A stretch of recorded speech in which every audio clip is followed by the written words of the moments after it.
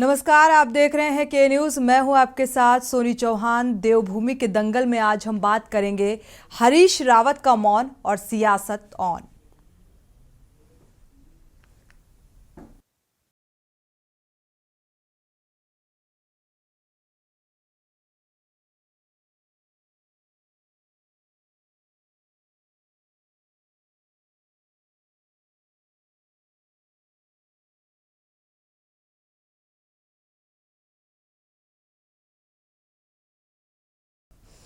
जी हां, उत्तराखंड में गैरसैंण पर सियासत थमने का नाम नहीं ले रही है। दरअसल आज पूर्व मुख्यमंत्री हरीश रावत ने गैरसैंण में भरारीसैंण विधानसभा के बाहर अपने कार्यकर्ताओं संग मौन व्रत रखा और हरीश रावत का कहना है कि बीजेपी सरकार लगातार गैरसैंण की उपेक्षा कर रही है और साथ ही सरकार ने अब तक एक भी सत्र गैरसैंण में आयोजित नहीं किया है और सरकार ठंड से बचने के लिए गैरसैंण में सत्र नहीं कर रही है, जिसके विरोध में आज उन्होंने अपने कार्यकर्ताओं संग मौन व्रत रखा। वहीं बीजेपी का कहना है कि राज्य सरकार गैरसैंण को लेकर गंभीर है, लेकिन हरीश रावत को मीडिया में छाने की आदत है और आज इसी मुद्दे पर चर्चा भी करेंगे। लेकिन उससे पहले देखते हैं ये खास रिपोर्ट।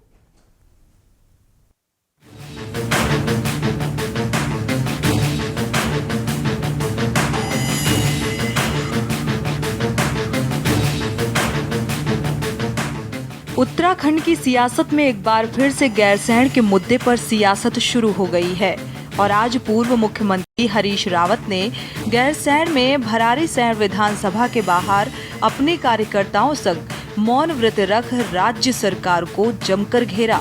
हरीश रावत का कहना है कि बीजेपी सरकार लगातार गैरसैंण की उपेक्षा कर रही है। सरकार ने अब तक एक भी सत्र गैरसैंण में आयोजित नहीं किया है।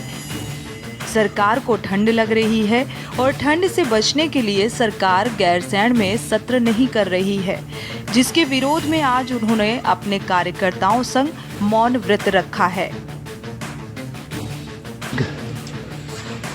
3 माह पहले जब राज्य सरकार ने शीतकालीन सत्र, जो वर्ष का अंतिम सत्र था, उसको भरारीसैंण में करने से इनकार किया और कहा कि ठंड लग जाएगी, तब ये कहा था कि लोगों को ठंड नहीं लगती और लगती भी है तो ये हमारी अपनी ठंड है। मैं 1 घंटे का मौन उपवास, मौन व्रत भरारीसैंण में रखूंगा। आपको बता दें कि 4 मार्च 2020 को गैरसैंण में विधानसभा सत्र के दौरान तत्कालीन सीएम त्रिवेंद्र सिंह रावत ने गैरसैंण को ग्रीष्मकालीन राजधानी घोषित किया था। कांग्रेस का आरोप है कि ग्रीष्मकालीन राजधानी घोषित करने के बाद बीजेपी ने तब से गैरसैंण में एक भी सत्र आहूत नहीं किया। वहीं कांग्रेस के इन आरोपों पर बीजेपी प्रदेश अध्यक्ष महेंद्र भट्ट का कहना है कि राज्य सरकार गैरसैंण को लेकर गंभीर है, लेकिन हरीश रावत को मीडिया में छाने की आदत है, इसीलिए कांग्रेस इस तरह के आरोप लगा रही है। कोई चिंता नहीं है, उनकी उम्र ऐसी हो गई है, रोज एक न एक कोई न कोई उनका नाटक होता है जिसपे प्रश्न उन्हीं के दल के लोग करते हैं। अब वो गैरसैंण बैठे, देहरादून बैठे, कहीं बैठे, अब ये एक प्रकार का, क्योंकि उम्र के बाद व्यक्ति की ऐसी स्थिति हो जाती है कि 4 आदमी दिखाई दें, तो 4 आदमी तब दिखाई देंगे जब कहीं धरना होगा, कहीं पर वो मौन रहेंगे। वो एक पक्ष उनके सामने आज की तारीख में बच गया है केवल। अब तो ग्रीष्मकालीन राजधानी को जब त्रिवेंद्र रावत जी ने घोषित किया था, उस बात को 2 साल से ज्यादा समय हो गया है।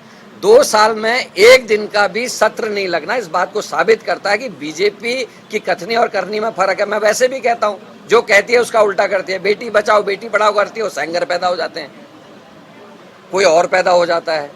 और जब कहते हैं कि शिक्षा को हम आगे ले जाएंगे, जो राज्य केरल के बाद दूसरे तीसरे नंबर पे आता था सबसे पढ़े लिखे राज्य में, आज वो 33वें नंबर में खिसक गया है। तो बीजेपी जो कहती है उसका उल्टा करती है। ग्रीष्मकालीन राजधानी बनाई और सत्र करना बंद कर दिया। कुल मिलाकर उत्तराखंड में गैरसैंण के मुद्दे पर सियासत होना कोई नई बात नहीं है। हर साल सत्र से पहले इस पर खूब सियासत होती है और उसके बाद सब शांत हो जाता है। बीजेपी हो या कांग्रेस, दोनों ही दल गैरसैंण की चिंता तो करते हैं, लेकिन जब विपक्ष में होते हैं तो मौजूदा समय में बीजेपी की सरकार सत्ता में है। लेकिन पिछले कुछ सत्र गैरसैंण में ना कराना चिंता का विषय है। ऐसे में अब सबकी निगाहें उत्तराखंड के मौजूदा बजट सत्र पर टिकी हैं। देखना होगा क्या धामी सरकार मौजूदा बजट सत्र को गैरसैंण में कराएगी या नहीं। देहरादून से के न्यूज़ इंडिया के लिए अंकित काला की रिपोर्ट।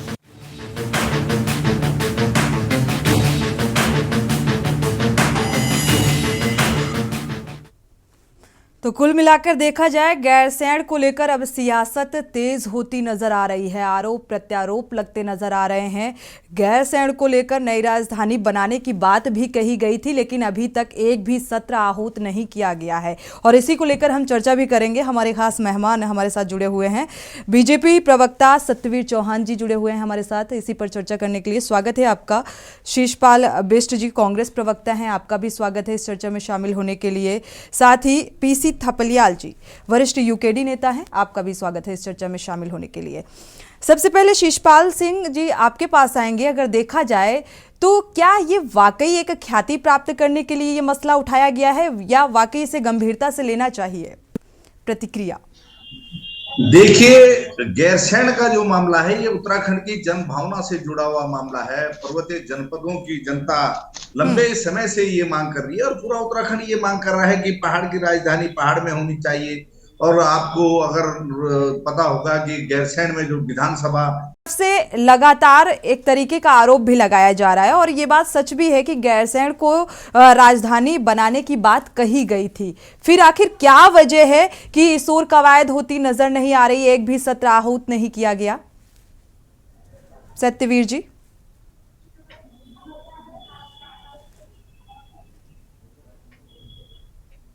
सत्यवीर जी अनम्यूट करिएगा। सोनी जी, अब मेरी वॉइस आप तक आ रही है? जी जी।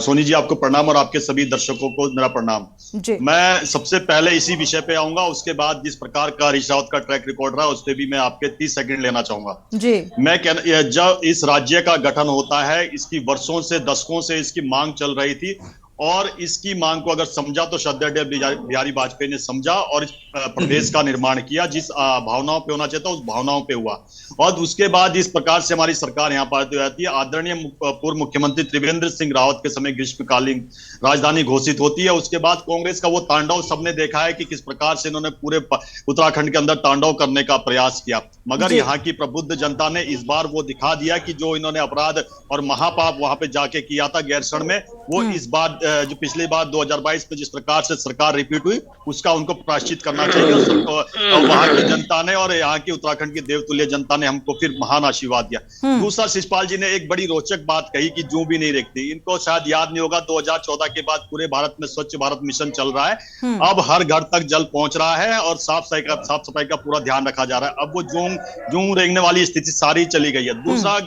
मैं ये कहना चाहूंगा कि हरीश रावत जी वहां मौन धारण किए हुए हैं। अब उनको ये कहना चाहूंगा कि वो गैरसैंण की पावन धरती पर जिस प्रकार से हरीश रावत ने एक सपना पाला हुआ था मुस्लिम यूनिवर्सिटी का और वादा किया था, वो कभी गैरसैंण में पूरा नहीं होगा। दूसरा, 10 साल तक इनकी सरकार किस प्रकार से केंद्र में चलती रही, तब किस प्रकार से एक मौनी प्रधानमंत्री को बनाया इन्होंने, तब कुछ नहीं कहा कि। और मैं और एक बात बड़ी दृढ़ता से और बड़े सत्तारूढ़ होने के माध्यम से कहना चाहूंगा आपको कि उस समय ये उत्तराखंड सैनिक बाहुल राज्य है और जिस प्रकार से यहाँ पर एक स्मारक की जिस प्रकार से एक मांग थी उस मांग को पूरा किया। उस समय जिस प्रकार से सैनिकों के सर काटे जा रहे थे और उस समय अगर मौन बैठकर हरीश रावत तो लगता कि ये सैनिकों के प्रति भी गंभीर है, उत्तराखंड के जो सैन्य भूमि उसके प्रति भी गंभीर है। और तो छोड़ो, ये जब 2 प्रदेश के प्रभारी बने, चाहे आसाम के प्रभारी बने हो चाहे पंजाब के प्रभारी बने हो, 1984 में किस प्रकार से नरसंहार कांग्रेस की सरकार ने किया। राजीव गांधी बाहर आके कहते हैं, संसद भवन के बाहर आके कहते हैं कि बड़ा पेड़ गिरता है तो वो एक अलग मसला हो जाता है। सत्यवीर जी, वो एक अलग मसला हो जाता है। हरीश रावत पे पूरी डिबेट फोकस है, इसलिए हरीश रावत के कृत्य सामने आने चाहिए ना। नहीं तो इसमें पुराने मसलों में हरीश रावत जी का क्या है सत्यवीर जी? अरे रुक जाए हरीश रावत जी, मैं आपके बीच में नहीं बोला। अभी तो मुझे प्रदेश में आज कानून व्यवस्था पटरी से उतरी हुई है, उसके लिए प्रदेश की जनता से माफी मांगेंगे। चिंता क्यों कर रहे हैं आप? अपने समय का बोलिए, उसके लिए प्रदेश की जनता से माफी मांगे। अरे विषय से हट के बात करेंगे तो सोनी जी इनको बोलिए थोड़ा। जी शीशपाल जी, शीशपाल जी आप जवाब दीजिएगा, सुन लीजिए पहले, फिर आते हैं आपके पास। शीशपाल जी सुन लीजिए पहले, फिर आते हैं। ऐसे तो कुछ भी समझ में नहीं आ रहा है। नहीं तो सत्यवीर जी को टोकिए आप उनके समय वो विषय से रुक जाइए ना। अरे रुक जाइए आप, ऐसा है आज देश की अर्थव्यवस्था से आपसे नहीं ये हरीश रावत के ऊपर है, चिंता मत करिए। हरीश रावत वो हरीश रावत है जो 2 सीट से मुख्यमंत्री का चुनाव लड़ते हैं, 2 सीट से लोकसभा का चुनाव लड़ते हैं। शीशपाल जी, सत्यवीर जी आपके पास वापस लौटेंगे, और भी मेहमान हैं, उनकी भी प्रतिक्रिया बेहद अहम हो जाती है। पीसी थपलियाल जी हमारे साथ यूकेडी से जुड़े हुए हैं, आपकी क्या प्रतिक्रिया है? समझ गया आपकी बात में। अरे आते हैं सत्यवीर जी, शीशपाल जी से खाने वालों और इतने आखंड सत्ता में, सोनी जी आज स्थिति ये है कि जो आखंड सत्ता में डूबे आते हैं सर, और भी मेहमान हैं हमारे पास, उनकी भी प्रतिक्रिया अहम हो जाती है, उनकी भी प्रतिक्रिया सुन लीजिए। बीजेपी संजीदा है, बीजेपी गंभीर है, कांग्रेस लगातार आरोप लगा रही है कि एक भी गैरसैंण को लेकर कोई भी सत्र आहूत नहीं किया गया है, इसी पर हम बने रहें तो बेहतर होगा। थपलियाल जी उनको आज मौन धारण करना पड़ रहा है। शीशपाल जी आपकी कर रही है। शीशपाल जी, सत्यवीर जी प्लीज, अभी बहुत समय है चर्चा करने के लिए, बहुत समय है, प्रतिक्रिया अगले की भी ले लेने दीजिए। जी थपलियाल जी, उत्तराखंड के लोगों के शीशपाल जी, सत्यवीर जी, आप लोग अगर नहीं समझेंगे इस बात को तो आपको म्यूट करवाना पड़ेगा। जी थपलियाल जी, मैं ये कहना चाहता हूँ जी सत्यवीर जी, हम आपके पास भी आएंगे शीशपाल जी, लेकिन पहले हमें अगले मेहमान की भी प्रतिक्रिया अहम हो जाती है। देखिए सबसे दुख की बात है कि माननीय जो प्रवक्ता है भारतीय जनता पार्टी के, उनको यही नहीं पता कि डिबेट किस बात की हो रही है जी। वो डिबेट में सीधा सीधा ये बोल रहे हैं कि हरीश रावत के ऊपर डिबेट हो रही है।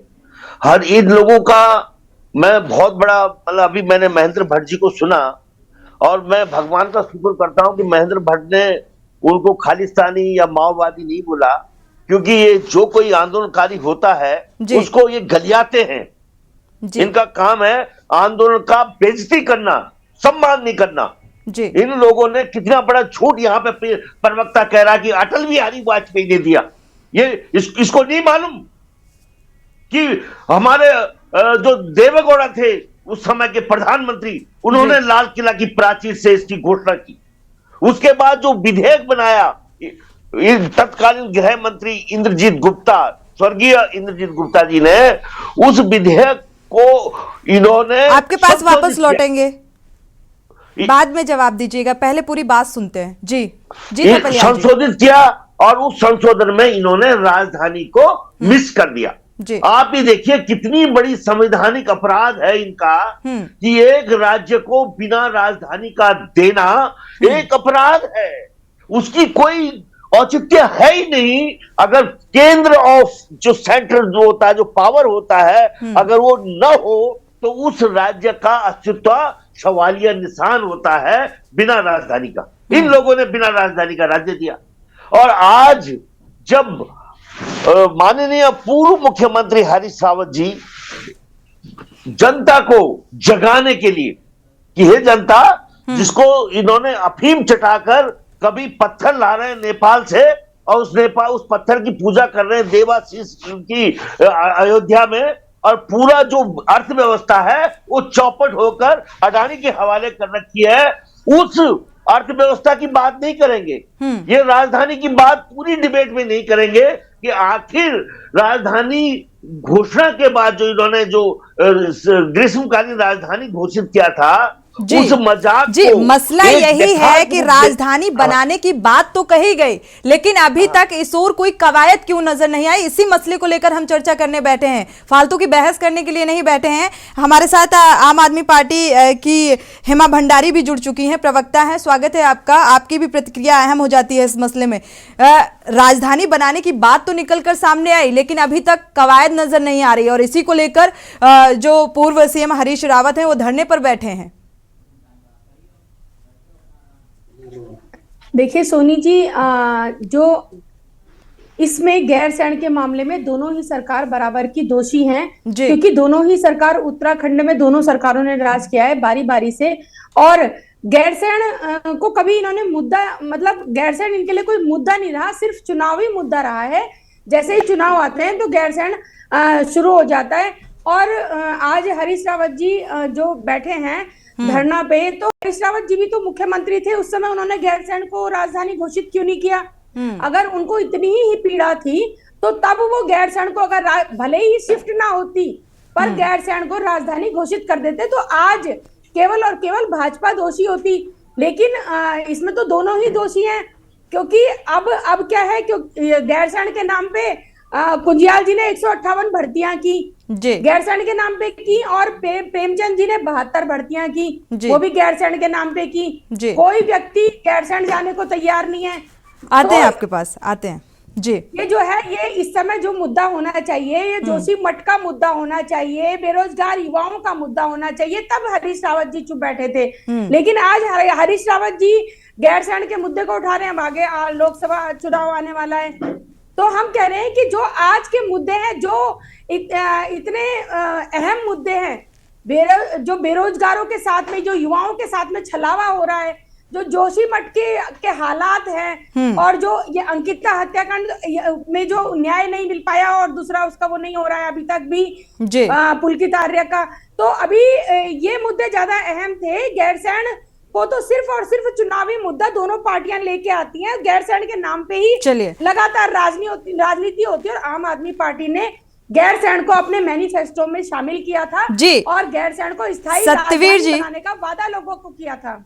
जी सत्यवीर जी चौहान जी, अगर देखा जाए अब बजट सत्र आ रहा है, तो क्या अब होगा सत्र? सोनी जी, मैं पहले यूकेडी के प्रवक्ता का ज्ञानवर्धन कर दूं, जो अभी बड़ा ज्ञान वाचन कर रहे थे कि कैसे कैसे राज्य बना।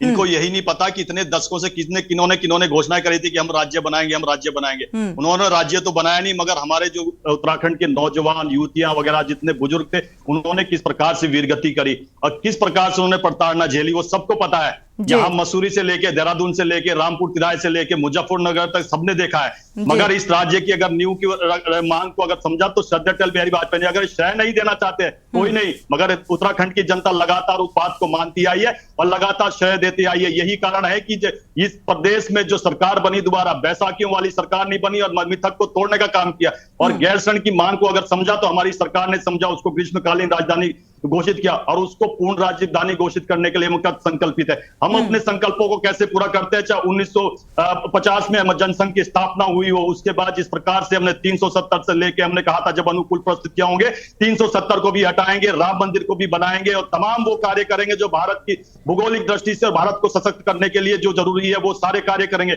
उत्तराखंड में भी वो सारे कार्य हो रहे हैं जो कार्य होने चाहिए, चाहे 4 धाम से लेके, चाहे ऋषिकेश कर्णप्रयाग रेलवे से लाइन। दूसरा मैं और कहना चाहूंगा, अभी केंद्रीय बजट में जिस प्रकार से 5400 करोड़ उत्तराखंड को देने का काम किया है, वो भी बहुत ही सराहनीय और आदरणीय प्रधानमंत्री मोदी जी का आपके चैनल के माध्यम से धन्यवाद करना चाहता हूं। दूसरा मैं एक बात और कहना चाहूंगा, अभी अंकिता प्रकरण वाला इन्होंने आम आदमी पार्टी ने जो अभी यहाँ पर जो जिस प्रकार से एक प्रयास किया कि फिर से उसको किस प्रकार से उजागर किया, मैं कहना चाहता हूं जिस प्रकार से सरकार ने काम किया, सराहा ने काम किया। और कहने को इस मीडिया प्लेटफॉर्म पे हम बैठते थे कि एक भी ऐसा सामने सबूत नहीं है कि एक भी ऐसा उसमें चार्जशीट में कोई आने वाला नहीं है। 90 लोगों के अरे सुन लीजिए, मैं इस प्रकार से डिबेट नहीं कर सकता जिस प्रकार से आप बीच में से खंडित करते हो डिबेट को। सुन लीजिए हेमा जी, पहले बात पूरी हो जाने दीजिए, ऐसे कुछ भी समझ में नहीं आने वाला। हम किस बात पे चर्चा करेंगे? हेमा जी पहले बात सुन लीजिए फिर जवाब दीजिएगा। सुन लीजिए, मौका तो सभी को दे रहे हैं ना। हाँ, भगवंत मान के दारू का नशा यहाँ नहीं दिखाना है, जो पूरा 38% वहां पर ड्रग्स का कारोबार बढ़ गया पंजाब में, वो देखा है। मुझे से लेके किस प्रकार से गोलियों के भेंट जी चढ़ गए हैं। शीशपाल जी इसके बाद हम आपके पास आएंगे और आप सभी। सोनी जी 2017 के विधानसभा चुनाव में भारतीय जनता पार्टी का चुनावी घोषणा पत्र उठा करके आप देख लीजिए। 2 दिन में गैरसैंण को राजधानी बनाएंगे, ये भाजपा के तत्कालीन प्रदेश अध्यक्ष अजय भट्ट की घोषणा है। और उन्होंने तब ये कहा था, पूरे 5 साल इनकी नींद नहीं टूटी, एक ईंट गैरसैंण में नहीं रखी इनकी सरकार ने। आप बताइए, इतने गंभीर हैं, इतनी कथनी और करनी में इनकी सच्चाई है। पूरा प्रदेश जानता है आज इनकी सच्चाई को। इनका तो झूठ के सहारे ही राजनीति चलती है। उत्तराखंड की जनता लगातार आंदोलन कर रही है। कांग्रेस पार्टी के जो ये कह रही है कि अब लोकसभा को देख के हरीश रावत जी तो जब भी समय समय पर गैरसैंण के मामले में सरकार को जगाने का काम करते हैं, लेकिन ये गूंगी विरोधी और जन विरोधी सरकार जागती ही नहीं है। गैरसैंण के मामले में केवल झूठे आश्वासन देती है। अभी आप देखिए, लगातार कोई भी विधानसभा सत्र इन्होंने वहां पर आयोजित नहीं करवाया। अब इनकी मजबूरी है, इनको ये विधानसभा सत्र गैरसैंण में आयोजित करवाना पड़ेगा, क्योंकि अगर इस बार गैरसैंण में विधानसभा सत्र नहीं होगा तो इस प्रदेश की जनता सड़कों पर उतरने के लिए मजबूर होगी, और जो ये झेल नहीं पाएंगे। गैरसैंण में एक भी अवस्थापना का कार्य इन्होंने पिछले 6 सालों में क्यों नहीं किया? वहां जो कर्मचारियों के आवास, पत्रकारों के आवास बनने थे, वो तक ये नहीं बना पाए। जहां पर विधानसभा का भव्य भवन कांग्रेस पार्टी अपने कार्यकाल में, उससे आगे ये बढ़े नहीं, और रिकॉर्ड समय में वो बनाया गया था, उससे आगे इनको बढ़ना था। 6 साल से इन्होंने प्रदेश की जनता का बेशकीमती समय बर्बाद किया, और झूठ पे झूठ लगातार बोल रहे हैं। जब ये फंसते हैं तो कांग्रेस पार्टी को कोसने लगते हैं। अरे भैया, अगर आपसे नहीं प्रदेश की सरकार संभल रही तो छोड़िए, इस्तीफा दीजिए। लगातार सत्यवीर जी आप कुछ कहना चाह रहे हैं? बेरोजगारों को नौकरी नहीं दे पा रहे हैं। सोनी जी, मैं शीशपाल जी सुन लीजिए, अब सुन लीजिए, धैर्य सुन लीजिए। अभी गूंगी बहरी का मैं इन्होंने बड़ा गलती से बोल दिया, इन्होंने गूंगी बहरी। अब इनको ये नहीं पता कि ये शब्द पहली बार कब यूज हुआ था। स्वर्गीय इंदिरा गांधी प्रधानमंत्री थी, शिवपाल जी याद है? रुक जाइए ना, बता रहा हूँ गूंगी बहरी क्यों इतना धैर्य खो बैठते हो आप ये बताइए, आपके बीच में नहीं बोला किसके लिए इस्तेमाल हुआ? पहला बार फेंकू शब्द, जुमलेबाज शब्द किसके लिए इस्तेमाल हुआ? अरे शिवपाल जी, मैं आपके बीच में नहीं बोलता हूँ। 56 इंच अगर का आपको इसी सीना प्रकार किसने से कहा था? भाषणबाजी करनी है तो वहाँ खड़े हो जाइए गांधी पार्क में और वहाँ भाषणबाजी करिए। यशपाल जी के प्रधानमंत्री ने कहा था, जब आप इंदिरा गांधी जी को याद करेंगे तो क्या नाटक आपके मामले में मौन रहेंगे, धैर्य से आपकी बात को सुनेंगे। अरे आप सुन लीजिए यार, ये नाटक क्या अगर आपके पास गैरसैंण में आप गैरसैंण में विधानसभा सत्र आयोजित कराएंगे कि नहीं कराएंगे? गैरसैंण को पूर्ण राजधानी आपकी सरकार करेगी कि नहीं करेगी? इस पर जवाब दीजिए। आप बार-बार को भटकाने का शीशपाल जी, सुन लीजिए, शीशपाल जी, अरे राहुल गांधी की आत्मा मत घुसाया करें अपने अंदर। शीशपाल जी देखिए सोनी जी, ये अगर विषय से भटकेंगे तो मैं अरे विषय जी, अरे सुन लीजिए आप, नहीं तो आप बताइए। शीशपाल जी आप बोलिएगा, अगर आपकी बात कंप्लीट हो गई हो तो इसका जवाब देने दीजिए। सत्यवीर जी आप जवाब दीजिए। बारे में शब्द नहीं पूछेंगे, सवाल खड़े नहीं करेंगे।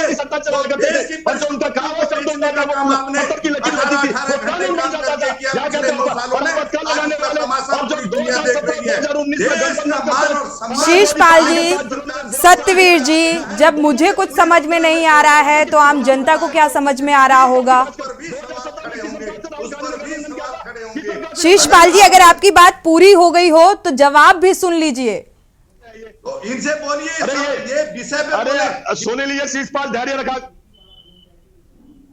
चलिए शीशपाल जी थोड़ा मर्यादित होकर करा करो, आप तमाम तरह के आरोप लगाते हैं, मैं बीच में नहीं बोलता हूँ।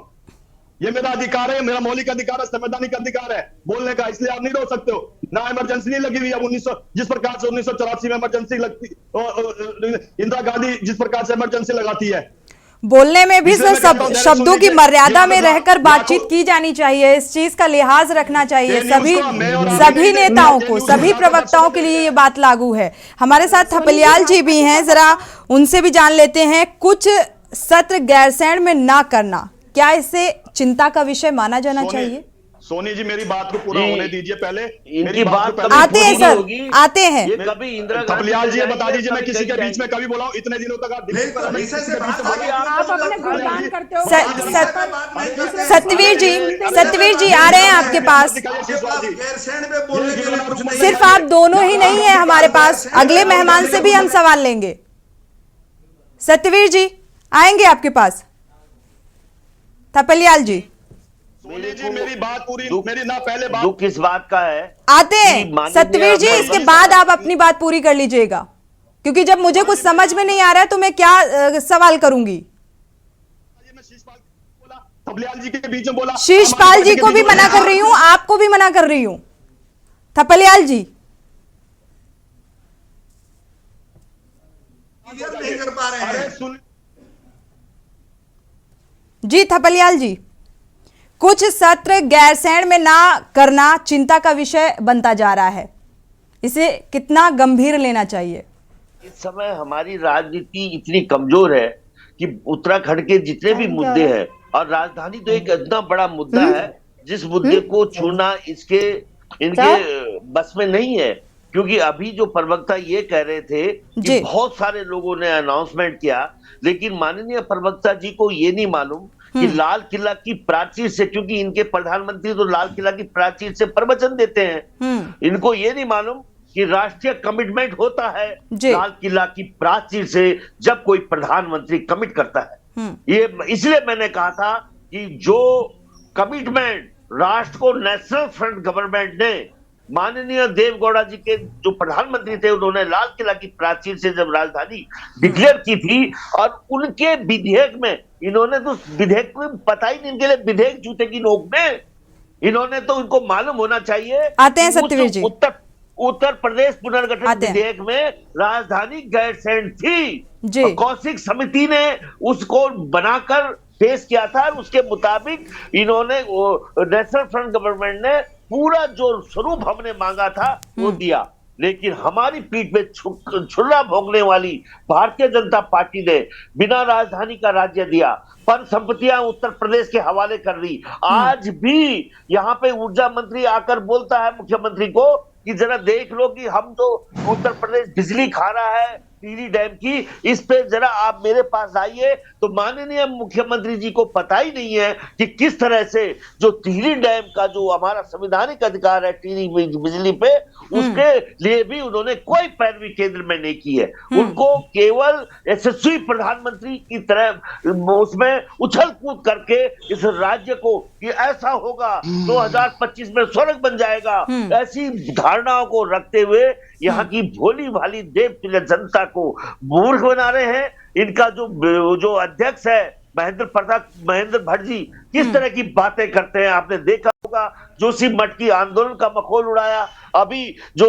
हमारे हरीश रावत जी उस आंदोलन का मखौल किस तरह से महेंद्र भट्ट वो उठा रहे थे, इससे हमें दुख होता है। ये किसी भी उत्तराखंड के मुद्दों पे गंभीर है ही नहीं इनकी, क्योंकि इनको मालूम है कि उत्तराखंड की भोली भाली जनता को इन्होंने हिंदुत्व के नाम पे गुमराह किया है। और सोनी जी सच्ची बात तो यह है कि ये हिंदुत्व के नाम पे एक कदम भी उत्तराखंड में नहीं चले हैं। इन लोगों को जो डेमोग्राफी खराब हो रही है, जितना शांति से मैंने सुना है जी, आज जो चीजें सोनी जी, अब यहाँ उम्मीद करते हैं सभी लोग उतनी शांति से सुनेंगे। सत्यवीर जी 2 मिनट रुक जाइए, बस आए जी।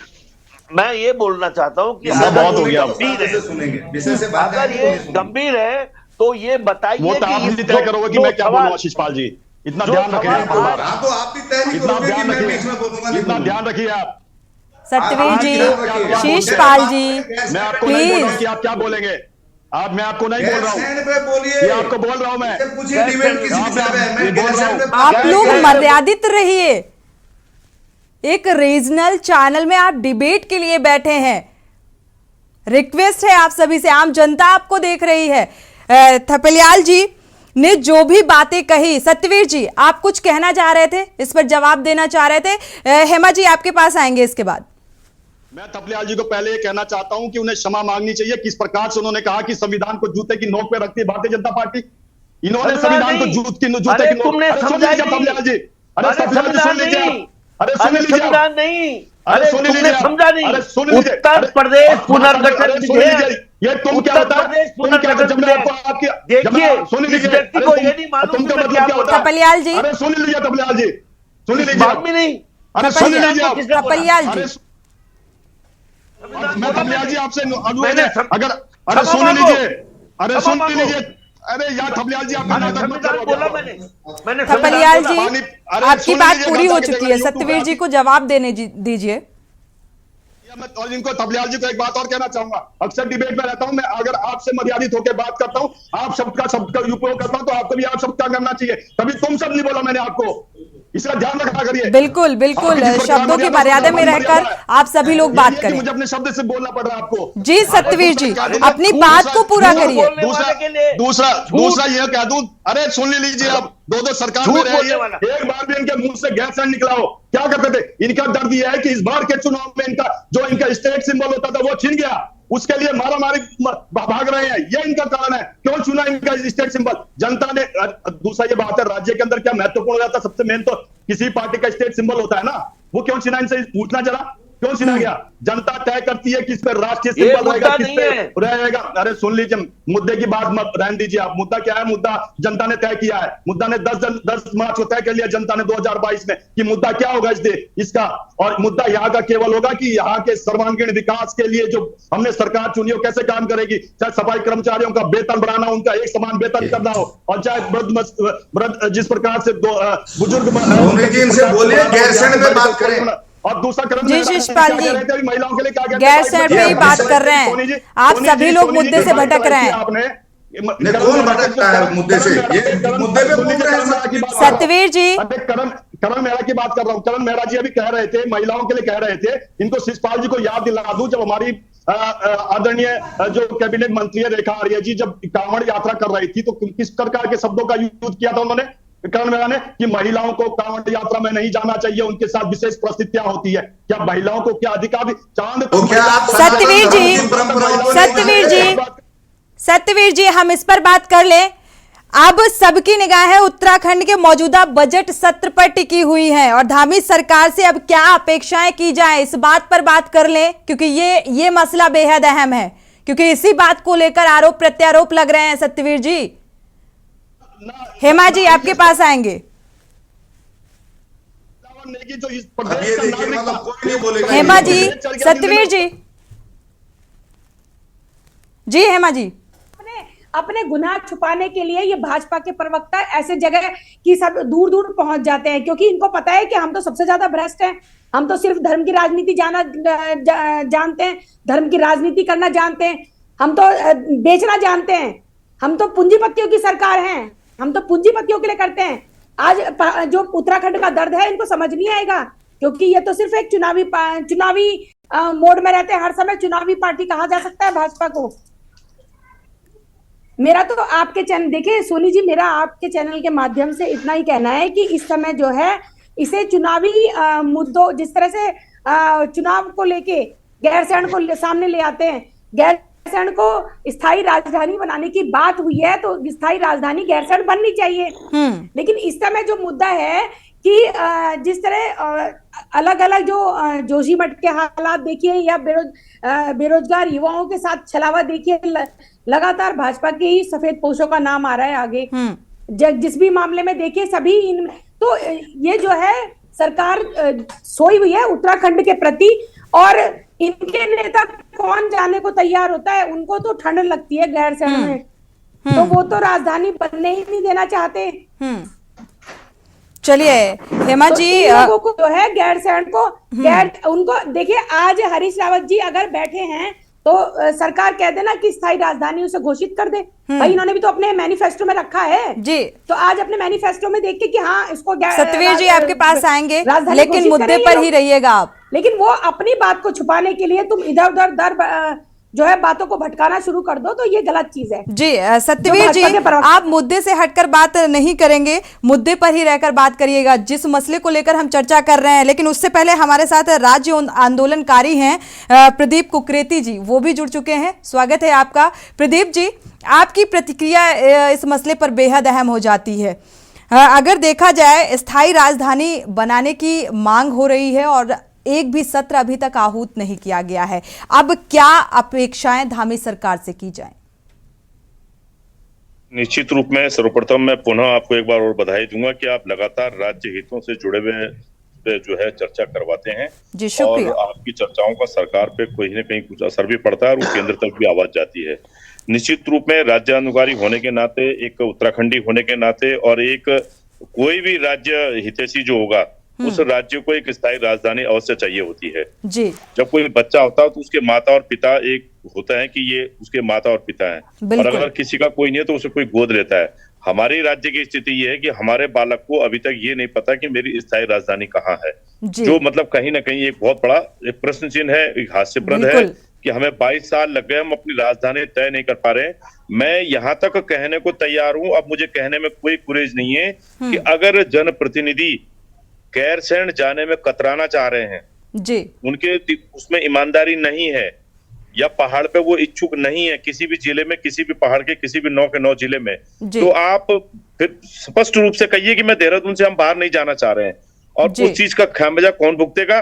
जो वहां वो जो एक हमने एक बड़ा सा एक जो है मैं एलिशान जो भवन बना के दिया है उस भवन का क्या करेंगे, वो किस काम आएगा, उसमें करोड़ों रुपए क्यों खर्च किए गए? अब देखिए, चाहे उसमें भारतीय जनता पार्टी हो चाहे कांग्रेस हो, निश्चित रूप में अगर किसी ने वहां पे शुरुआत करी थी, अगर विजय बहुगुणा जी ने वहां शुरुआत करी थी, हरीश रावत जी ने टेंट में चला के अपना कार्यक्रम शुरू किया था, उन्होंने जो है किसी ने ग्रीष्मकालीन कर दिया, तो हमने उसको भी हर चीज को पॉजिटिव लेके चले थे कि शायद इस साल 22 साल लग गए। और ये जैसे वॉलीबॉल में होता है ना कि अपना गोल बचाने के लिए, ये वॉलीबॉल की तरह ये जो है गैरसैंण का उपयोग हो रहा है इसका, कि उन्होंने ये नहीं किया, हमने ये नहीं किया, उन्होंने ये किया, तो उसका कहीं ना कहीं खामियाजा जो है यहाँ की जनता को भुगतना पड़ रहा है। और वो बात जनता भुगत लेती, कोई बात नहीं थी। उससे बड़ी बात यह है कि हम पूरे भारत के अंदर एक हास्यप्रद स्थिति पैदा हो गई है हमारी, कि हम अपने राज्य के हमने 14-15 मुख्यमंत्री तो दे दिए, देर सवेर हमने अपने सीएम डिसाइड कर लिए कि इसको हटाओ, इसको बनाओ, इसको बनाओ, इसको बनाओ, लेकिन हम राजधानी पे डिसीजन लेने में हम अब कितने परिपक्व हैं ये आपने देख लिया। हम अपना मूल निवास नहीं बना पा रहे, हम अपना भू कानून नहीं बना पा रहे, हम अपना लोकायुक्त नहीं बना पा रहे, हम अपनी स्थायी राजधानी नहीं बना पा रहे, हम अपने जो है नौकरियों में देखिए ना, हमारी नौकरियां 2005 से धारोधार लग रही है यहाँ इस प्रदेश के अंदर, दिख रही है, लूज कोट 2005 से हो रहा है ये। और हम बड़े खुश हो रहे थे कि हमने प्रदेश बना लिया, हम नारे लगा रहे हैं, हम तब भी नारे लगा रहे थे, अब भी नारे लगा रहे हैं, मेरी समझ में नहीं आ रहा है नारे कब खत्म होंगे। बेहद ही गंभीर स्थिति नजर आ रही है। सत्यवीर जी, आप कुछ कहना चाह रहे थे, और साथ ही जो बातें प्रदीप कुकरेती जी ने कही है, इस बात से कितना इत्तेफाक रखते हैं?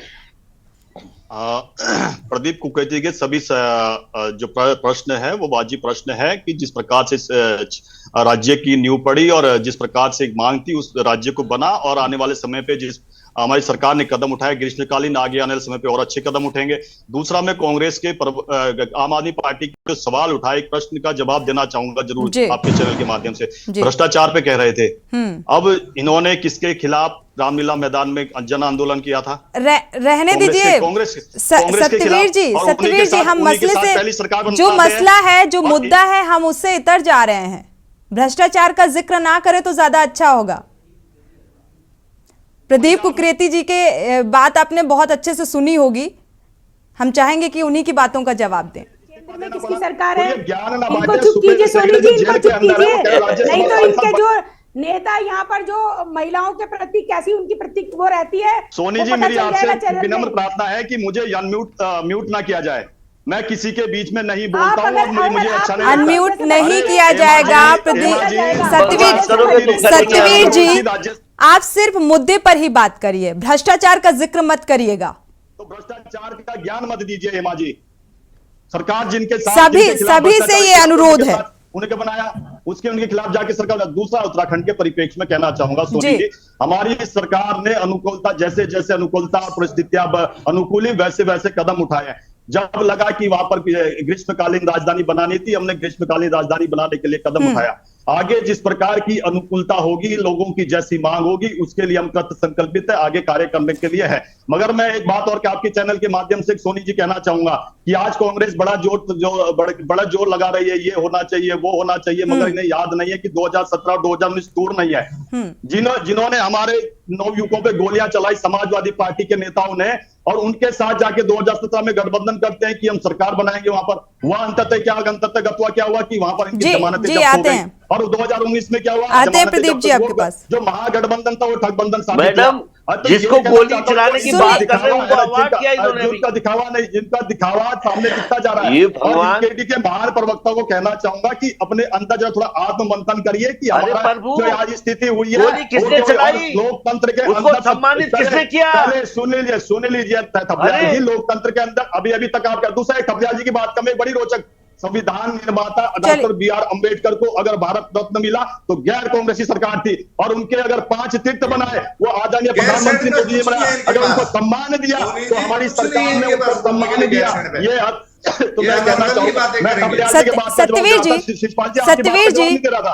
सत्यवीर जी, बीजेपी का कहना है कि वो गैरसैंण को लेकर बेहद गंभीर है, गंभीरता दिखनी भी चाहिए, और अगर गंभीर है तो फिर इस तरीके के आरोप नहीं लगने चाहिए। जब इससे पहले जब सत्र आहूत हुआ था, तब उस समय आदरणीय मुख्यमंत्री जी ने भी कहा था, अध्यक्षा जी ने भी कहा था कि 4 धाम की यात्रा चल रही है, 2 साल बाद यात्रा चल रही है, और आपने भी देखा होगा कि ऐतिहासिक यात्रा हुई, 50 लाख से अधिक यहाँ पर दर्शन करने के लिए देश विदेश से लोग आए।